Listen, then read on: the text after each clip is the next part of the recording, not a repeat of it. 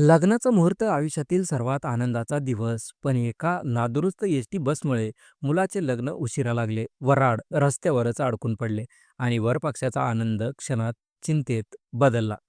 शेवटी वऱ्हाड्याने न्याय मिळवला आणि एसटीच्या अधिकाऱ्यांना भरावा लागला तब्बल 50,000 रुपयांचा दंड.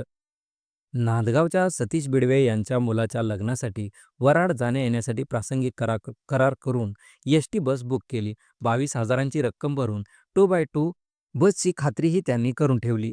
23 फेब्रुवारी 2023 फुलंब्री येथे मुलाचा विवाह. घरात उत्साह, आनंद, वऱ्हाड सज्ज. पण समस्या इथेच सुरू झाली. बस चालकाला चुकीचा पत्ता आणि चुकीचा मार्ग दिला गेला.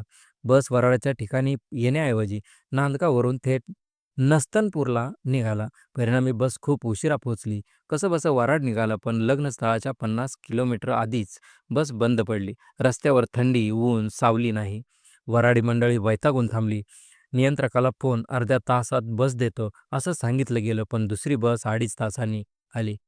एकूण बस लग्नस्थळी पोहोचली तब्बल 3 तास उशिरा. लग्नाचा मुहूर्त पुढे गेला.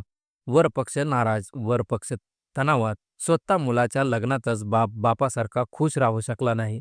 याच मानसिक आणि शारीरिक हाल अपेष्टामुळे तक्रारदाराने 5 लाख भरपाईची मागणी करत ग्राहक न्याय मंचाचा दरवाजा ठोठावला.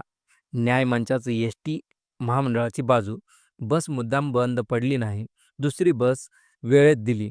पण मंचाचा निकाल. बस बंद पडली, उशीर झाली, वऱ्हाडीला त्रास झाला. ही चूक टाळता आली असती म्हणून न्याय मंचाने आदेश दिले. नांदगाव आगार व्यवस्थापक आणि विभाग नियंत्रक यांनी तक्रारदाराला 50,000 रुपयांची नुकसान भरपाई द्यावी. लग्न असो, प्रवास असो किंवा आपत्काल सेवा देणाऱ्यांची जबाबदारी. वेळेत आणि विश्वासाने सेवा देण्याची हा निकाल दाखवतो. ग्राहक जर न्यायासाठी उभा राहिला तर न्याय नक्की मिळतो. तुम्हाला असं वाटतं की एसटी बुकिंग सेवेत आणखी सुधारणा व्हायला हवेत? तुमची मतं कमेंटमध्ये नक्की लिहा. व्हिडिओला लाईक करा, शेअर करा आणि प्रत्येक प्रवाशापर्यंत ही बातमी पोहोचायला हवी. आणि अशाच अपडेट्ससाठी NPC मराठी या यूट्यूब चॅनलला सबस्क्राईब करायला विसरू नका.